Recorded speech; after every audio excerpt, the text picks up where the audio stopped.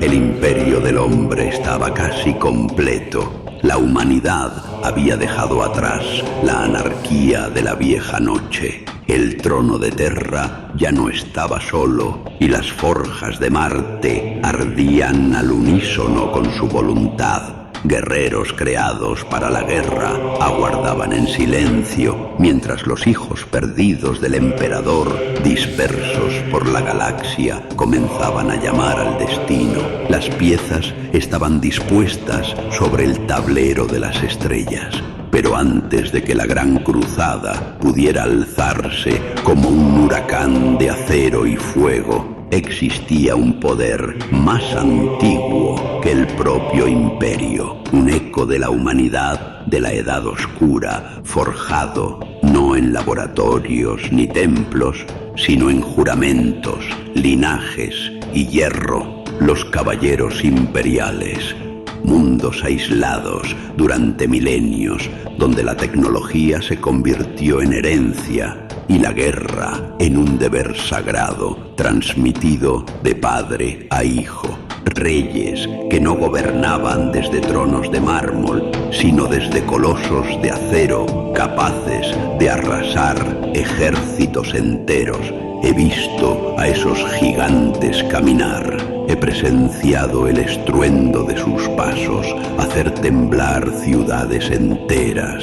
Y he sido testigo de juramentos pronunciados con la solemnidad de una sentencia eterna. Algunos se inclinaron ante el águila imperial sin dudar. Otros eligieron morir con sus estandartes al viento, convencidos de que el orgullo era una forma de libertad, porque cuando el imperio llamó a las puertas de los mundos, caballero, no ofrecía solo alianza, ofrecía un final para la independencia, para las viejas guerras sin nombre, para los reyes que creían ser eternos. Y así, mientras las flotas se reunían y el emperador preparaba a sus hijos para reclamar la galaxia, los caballeros imperiales tuvieron que decidir si su hierro serviría al imperio o sería enterrado junto a su pasado. Esta es la historia de aquellos juramentos, de los tronos de acero y del precio que se paga cuando el orgullo se enfrenta al destino.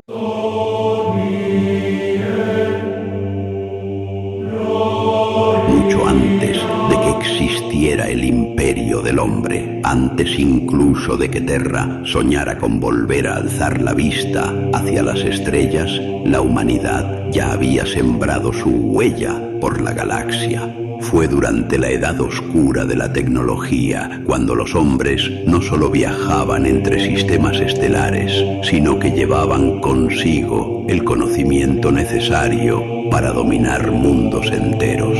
En aquellos siglos lejanos, la colonización no era una empresa heroica ni épica, sino una cuestión de supervivencia. Eran planetas hostiles, con atmósferas inestables, fauna depredadora, climas extremos y amenazas que ningún colono humano podía afrontar con simples armas de infantería. Para sobrevivir, la humanidad recurrió a su mayor fortaleza, la ingeniería. Así nacieron los grandes exoandadores de colonización, máquinas colosales diseñadas no para la gloria ni para la conquista, sino para el trabajo duro y la defensa. Estas plataformas blindadas cumplían múltiples funciones. Allanaban terrenos imposibles, defendían asentamientos incipientes, combatían megafauna capaz de arrasar ciudades y cuando era necesario se convertían en armas de guerra contra enemigos humanos o xenos De entre todas esas máquinas, algunas destacaron por encima del resto. Eran andadores bípedos de gran tamaño, armados y blindados, capaces de operar de forma autónoma durante largos periodos. Sus sistemas eran complejos, pero robustos. Su potencia de fuego, desproporcionada para los estándares de una colonia, y su diseño, fruto de plantillas STC, garantizaba que pudieran ser reproducidos, reparados y adaptados incluso lejos de los grandes centros industriales. Estos serían los precursores de lo que, milenios después, conoceríamos como caballeros imperiales. En aquel tiempo nadie los llamaba así. No eran símbolos de estatus, ni reliquias sagradas, ni tronos de guerra. Eran herramientas esenciales. En muchos mundos frontera, la supervivencia de una colonia entera dependía de uno solo de estos andadores. Un solo piloto podía repeler una incursión Xeno, podía contener a criaturas capaces de borrar asentamientos enteros, podía inclinar el equilibrio de poder entre comunidades humanas rivales, y poco a poco, de forma casi inevitable, el piloto dejó de ser un simple operario. Se convirtió en el protector, el último recurso, la garantía de que el mundo no caería. Durante la Edad Oscura, el conocimiento técnico necesario para mantener estas máquinas aún estaba al alcance de la humanidad. Ingenieros, técnicos y sistemas automatizados aseguraban su funcionamiento. Las reparaciones eran procedimientos, no rituales. Los manuales eran datos, no escrituras sagradas.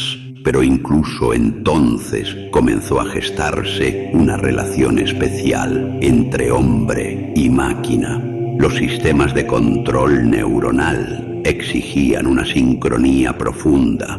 El piloto no solo manejaba controles, sentía la máquina.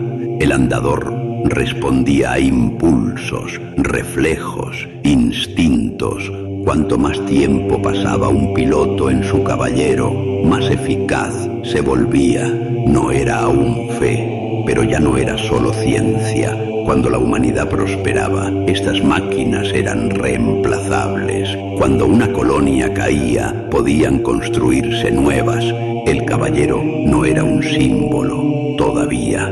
Eso cambiaría, porque la Edad Oscura no duró para siempre. Cuando la galaxia se sumió en la vieja noche, cuando las tormentas de disformidad cerraron las rutas estelares y el conocimiento comenzó a fragmentarse, aquellas herramientas se convirtieron en algo mucho más peligroso y mucho más valioso. Se convirtieron en reliquias, en tronos, en coronas de hierro. Entonces llegó la vieja noche y con ella el silencio. Las rutas estelares se cerraron una tras otra, devoradas por tormentas disformes que hacían imposible cualquier navegación segura. Los sistemas humanos quedaron aislados, convertidos en islas perdidas en un océano hostil. Mundos que durante generaciones habían dependido del comercio y del apoyo mutuo se vieron obligados a sobrevivir solos o perecer.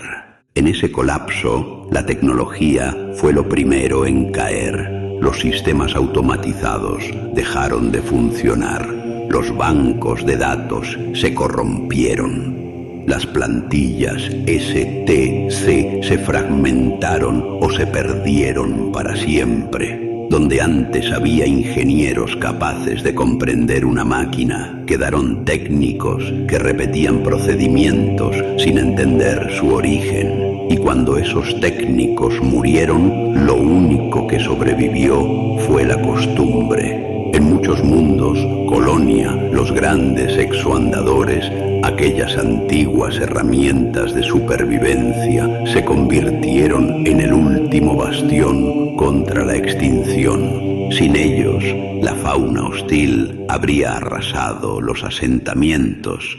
Sin ellos, las guerras entre comunidades humanas habrían borrado cualquier atisbo de civilización. Pero mantenerlos operativos se volvió cada vez más difícil. Las reparaciones dejaron de ser ciencia, se transformaron en tradición. Cada pieza sustituida se anotaba como un acto solemne. Cada arranque del reactor se acompañaba de fórmulas memorizadas. Cada fallo se interpretaba como una ofensa al espíritu máquina. Así, sin darse cuenta, aquellos mundos comenzaron a sacralizar lo que ya no podían comprender. Los caballeros dejaron de ser reemplazables, pasaron a ser heredados. Una máquina que había protegido a un asentamiento durante generaciones se convirtió en símbolo de continuidad. El piloto ya no era un operador, era el custodio de un legado. Cuando moría, el derecho y el deber de pilotar el caballero pasaba a su descendencia. Así nació el linaje. Las familias que controlaban estas máquinas se alzaron por encima del resto de la población, no por decreto, sino por necesidad. Cuando un mundo estaba en peligro, solo ellas podían responder. Cuando surgía un conflicto, solo su poder podía imponer orden. Con el tiempo, estos pilotos se convirtieron en señores feudales y los caballeros en tronos de guerra. Las antiguas colonias humanas se transformaron en mundos caballero, sociedades aisladas, estructuradas en torno al honor, la herencia y la fuerza. La tecnología ya no avanzaba, se conservaba. Cada máquina era una reliquia, cada caballero un testimonio viviente de una era mejor y perdida, de ingenieros a nobles, de operadores a reyes, de herramientas de supervivencia a símbolos de poder absoluto. Cuando el resto de la humanidad se hundía en la barbarie, estos mundos no olvidaron del todo quiénes habían sido, pero tampoco pudieron seguir adelante. Quedaron suspendidos en el tiempo, esperando, sin saber que algún día el imperio volvería a llamar a sus puertas. Con el paso de los siglos, los mundos caballero dejaron de parecer simples colonias humanas y comenzaron a asemejarse a reinos detenidos en el tiempo, no por ignorancia, sino por necesidad. Allí donde la tecnología ya no podía avanzar, la tradición no ocupó su lugar. Cada mundo se organizó en casas nobles, linajes que reclamaban la custodia de uno o varios caballeros imperiales. En la cúspide de cada casa se alzaba un señor o señora, no elegido por mérito ni riqueza, sino por herencia y compatibilidad con la máquina. Por debajo se encontraban los Scions, descendientes directos entrenados desde la infancia para un único propósito: unirse al caballero y perpetuar el linaje. Porque pilotar un caballero no era algo que pudiera hacer cualquiera. La unión entre piloto y máquina exigía una afinidad profunda, tanto genética como mental. Los rituales de enlace no eran simples formalidades, eran procesos peligrosos en los que la voluntad del aspirante debía imponerse a la memoria acumulada del propio caballero.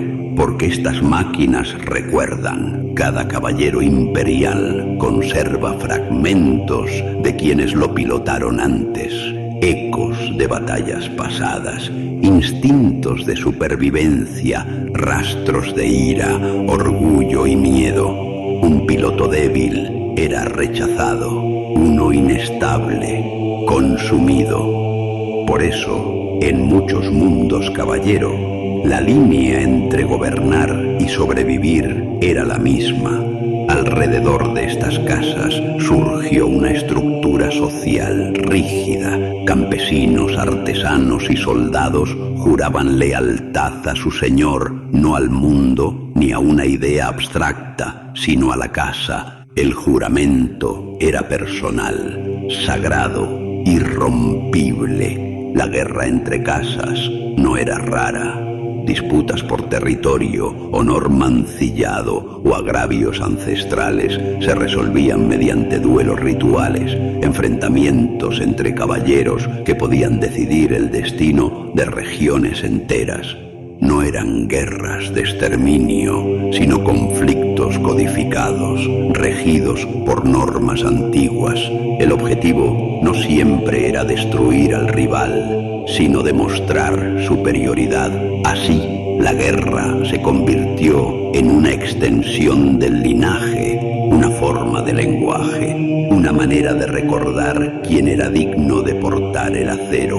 Junto a los nobles surgió otra figura clave, los sacristanes, guardianes del conocimiento técnico, transmisores de los rituales de mantenimiento, intermediarios entre la máquina y el piloto. No eran ingenieros en el sentido antiguo, pero conocían cada gesto, cada canto binario, cada procedimiento necesario para mantener vivo al caballero. Para ellos, la máquina no era un objeto, era una entidad venerable, y en esa veneración nació una fe fragmentaria, local, distinta de mundo en mundo, pero siempre con un mismo núcleo: el caballero como manifestación tangible del pasado glorioso de la humanidad. Aquí se afianzó la verdad fundamental de estos mundos.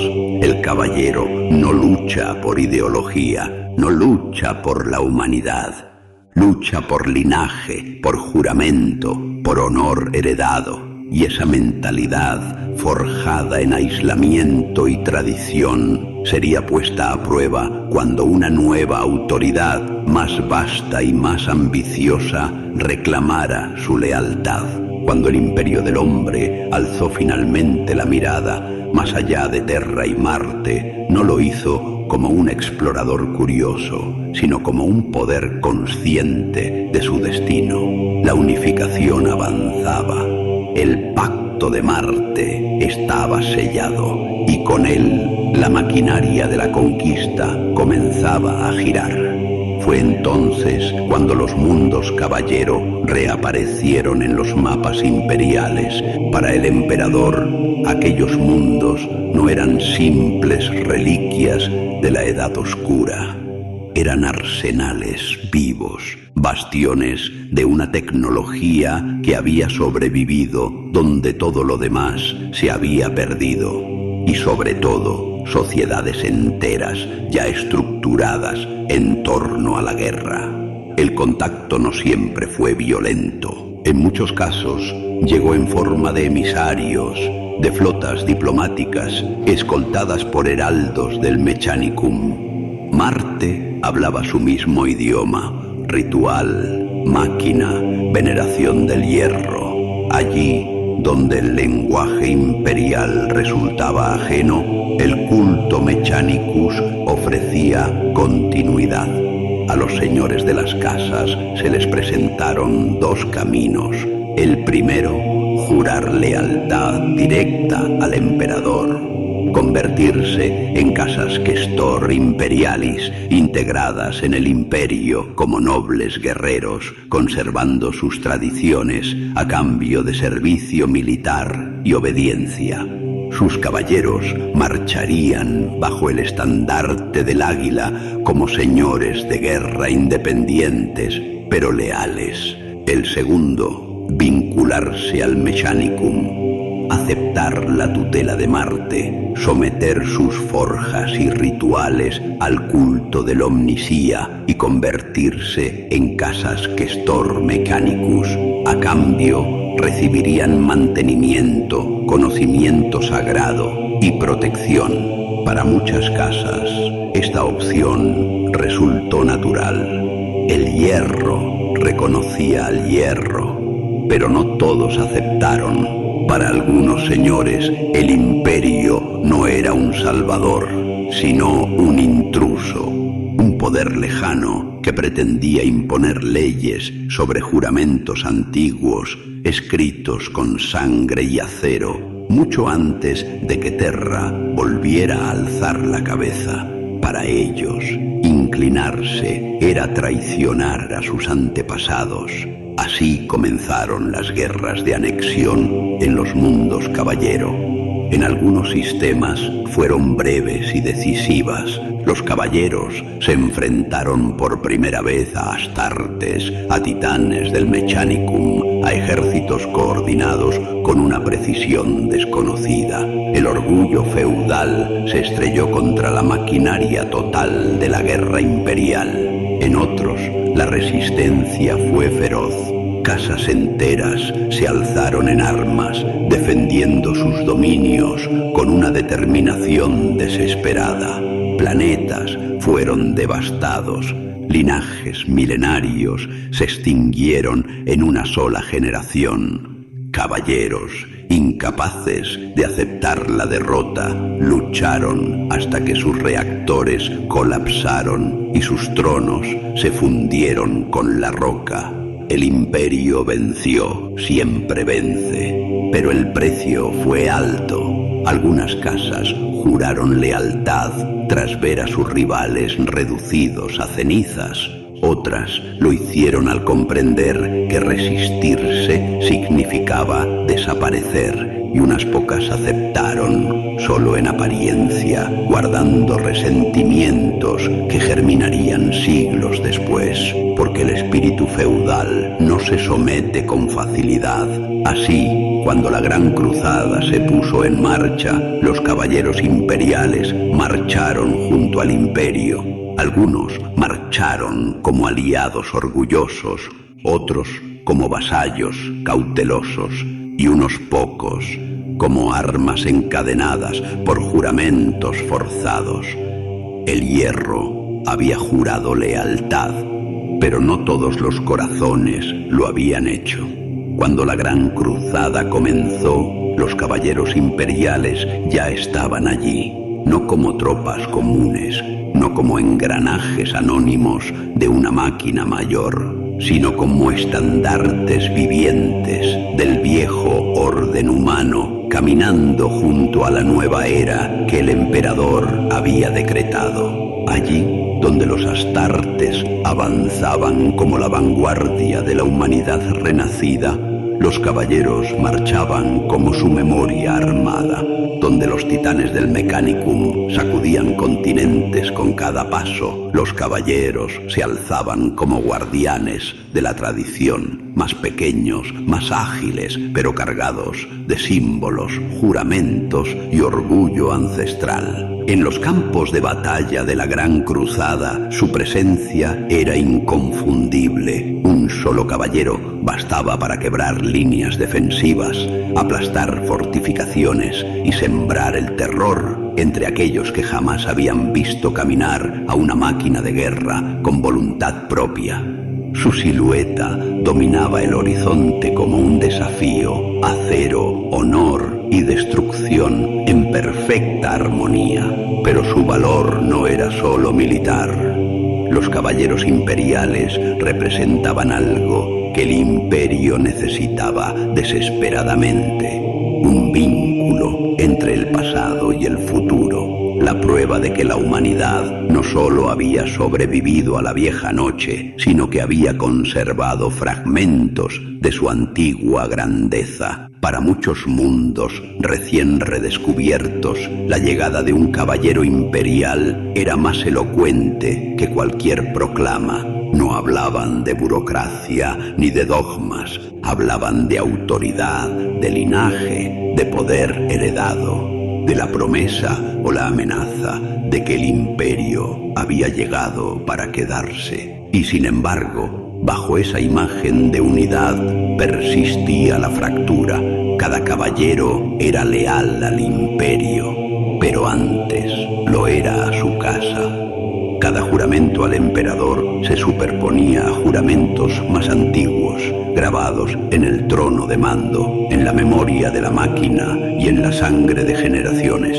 El imperio los utilizó, el Mechanicum los veneró, pero nunca los poseyó por completo, porque los caballeros imperiales no eran una creación del imperio, eran un vestigio de una humanidad anterior, forjada cuando la ciencia aún no era fe, y cuando el hombre confiaba en sus propias manos para dominar las estrellas. En ellos convivían dos eras irreconciliables, la razón perdida de la Edad Oscura y el dogma inflexible del imperio naciente. Así, mientras la Gran Cruzada avanzaba y el imperio crecía como un coloso imparable, los caballeros marchaban a su lado como aliados imprescindibles y como recordatorios incómodos, porque todo imperio que hereda el pasado también lo reescribe, y todo juramento sellado bajo presión deja una grieta.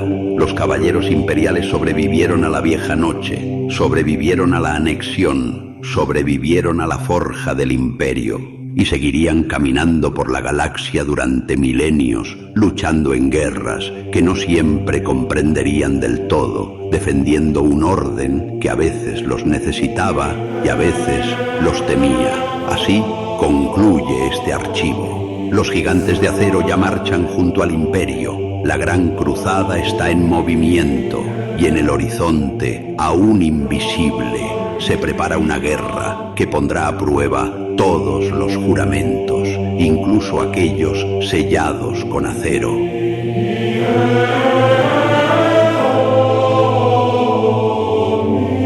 Durante más de un siglo, el cielo de Acastus IX no conoció el silencio.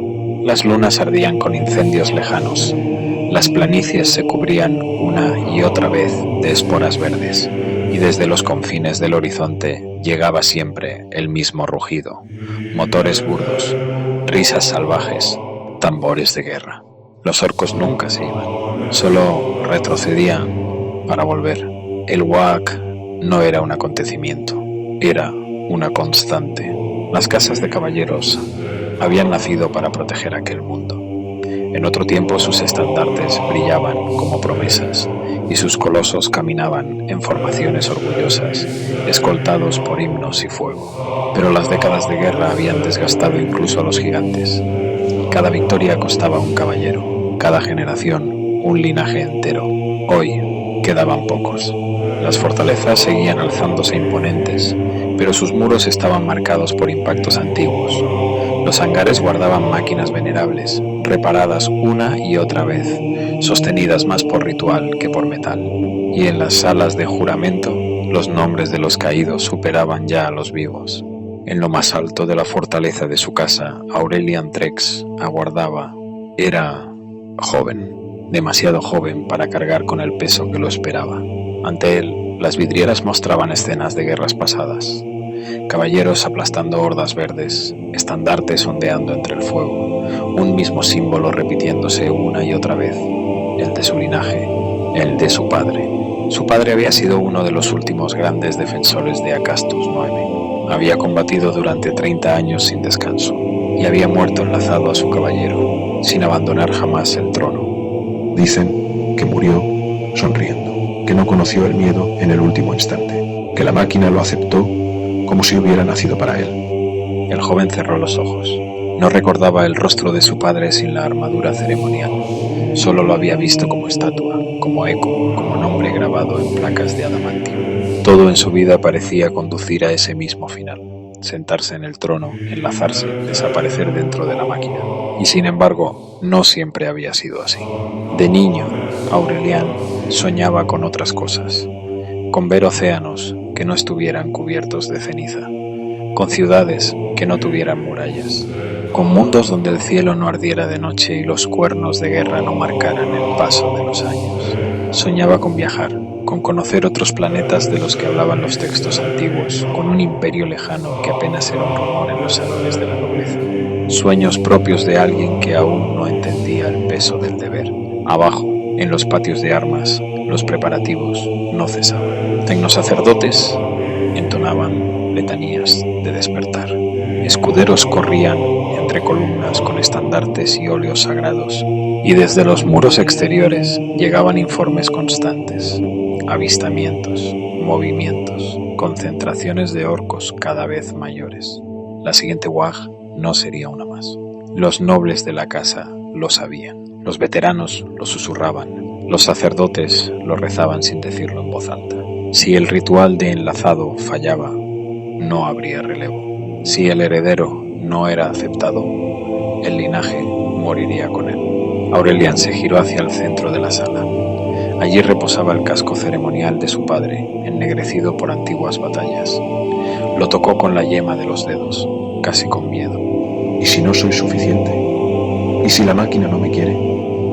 ¿Y si, al sentarme en el trono, dejo de ser yo y solo queda él? Un cuerno de guerra resonó a lo lejos, grave y prolongado. No era alarma, era anuncio. El enemigo se acercaba de nuevo. Los sirvientes se arrodillaron cuando el heredero abandonó la sala. Ninguno levantó la mirada. Para ellos ya no era un joven. Era la última esperanza de la casa.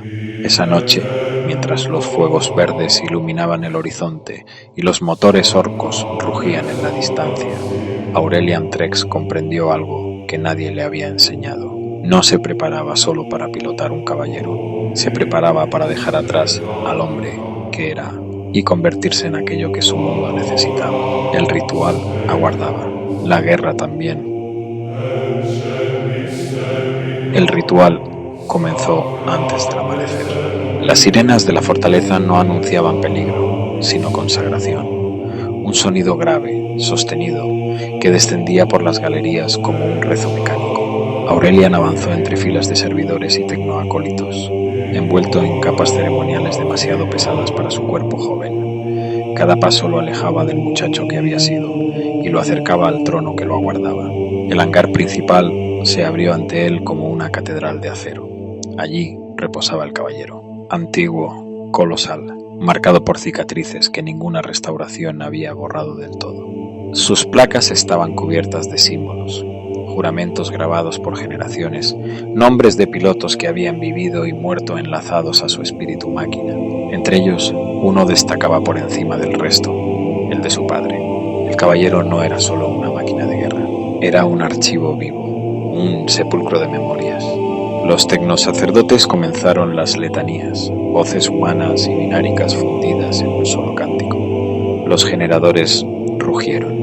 Los sellos de activación se iluminaron con un fulgor ambarino. Aurelian fue guiado hasta el trono de enlace, una estructura de cables, púas neuronales y símbolos sagrados que parecía más un instrumento de tortura que un asiento. Se detuvo. Durante un instante, nadie habló. Si doy un paso más, no hay vuelta atrás. Recordó la lluvia de su infancia, los relatos prohibidos sobre otros mundos, el deseo de elegir algo distinto, y luego recordó los muros de Acastus 9, las noches sin estrellas limpias, los gritos lejanos de los orcos. Se sentó. El trono se cerró sobre él. Agujas se hundieron en su columna. Conectores se acoplaron a su cráneo. El mundo se contrajo hasta convertirse en dolor y luz. El primer contacto fue brutal, como si una marea ajena intentara arrancarlo de sí mismo. La mente del caballero despertó. No habló con palabras, mostró. Batallas antiguas inundaron la conciencia de Aurelian. Campos de fuego, garras verdes desgarrando escudos, el estruendo de cañones, una y otra vez, durante décadas. Y siempre la misma voluntad, férrea, inquebrantable, la voluntad de su padre y de los padres antes que él. No, no soy él, no quiero ser él. La máquina presionó, no con odio, sino con indiferencia ancestral. El espíritu máquina no buscaba diálogo, sino continuidad. Un piloto más, otro nombre que sumar a la cadena. El dolor aumentó. Los tecnosacerdotes elevaron el tono de sus cánticos. Alarmas comenzaron a parpadear.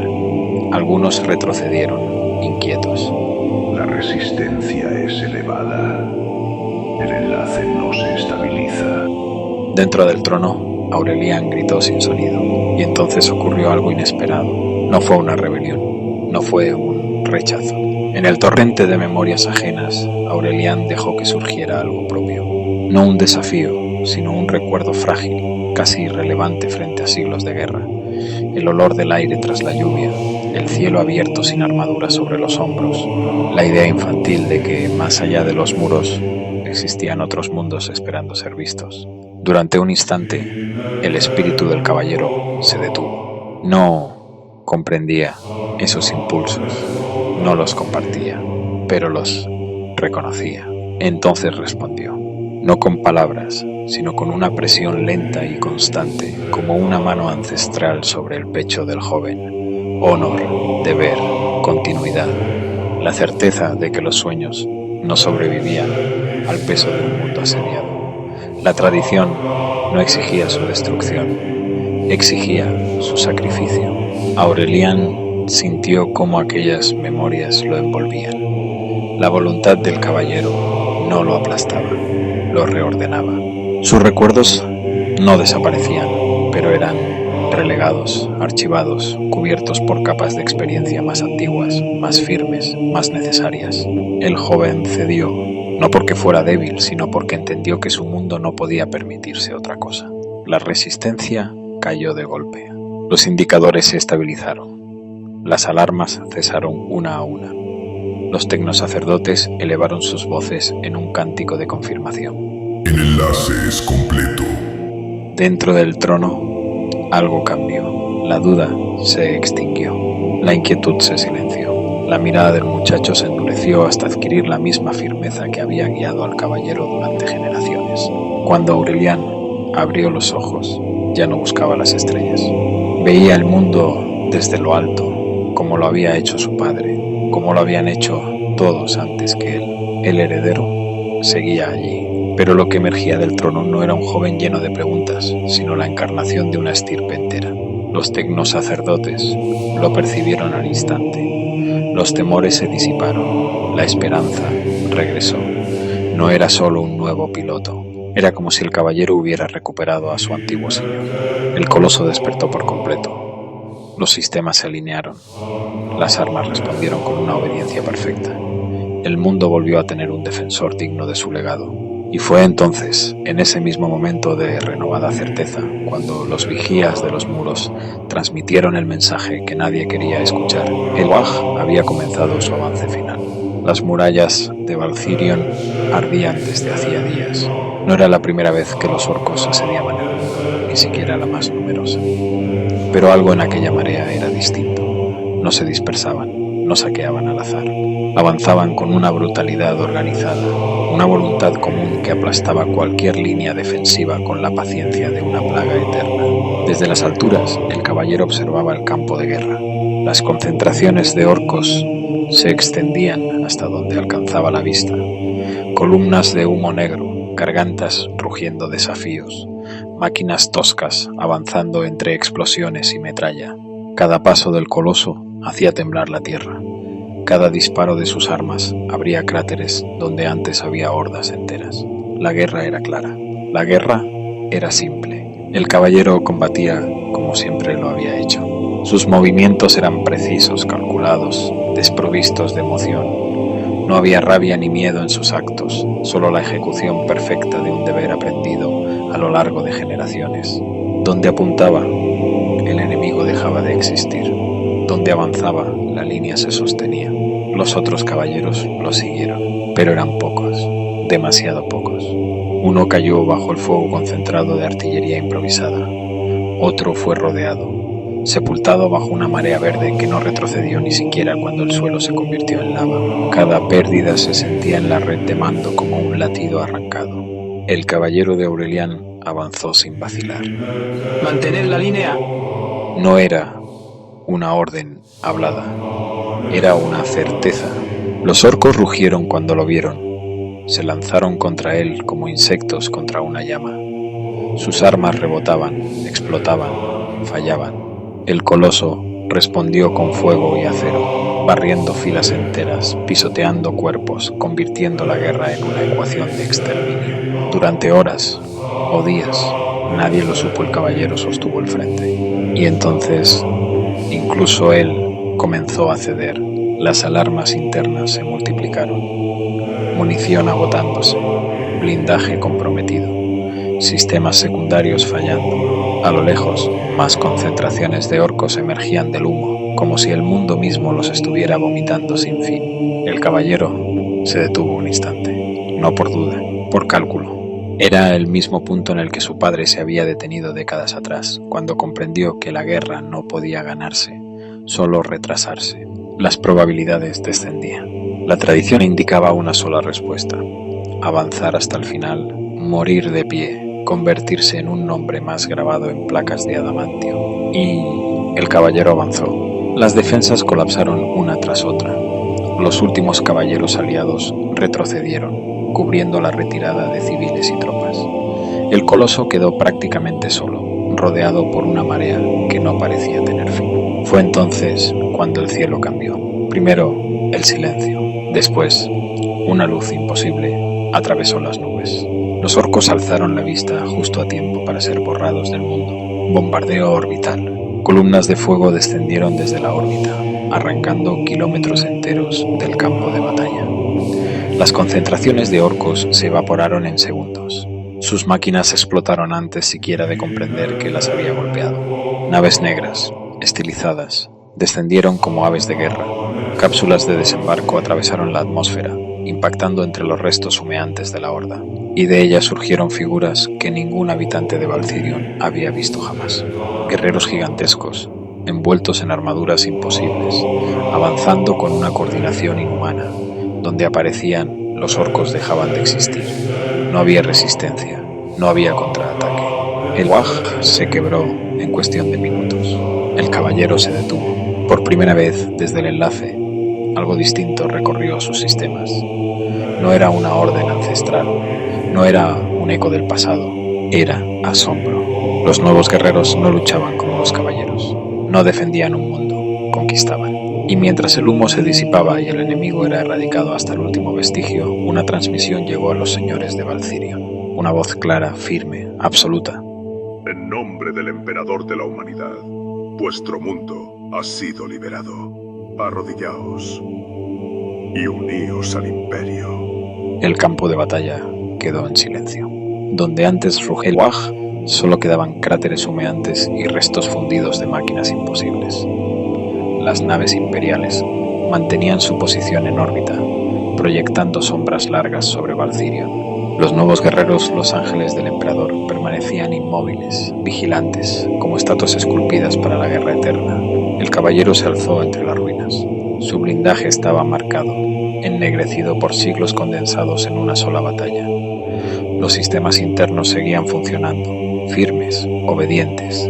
Todo indicaba que debía avanzar hacia la fortaleza, reunirse con los otros nobles, escuchar y rechazar.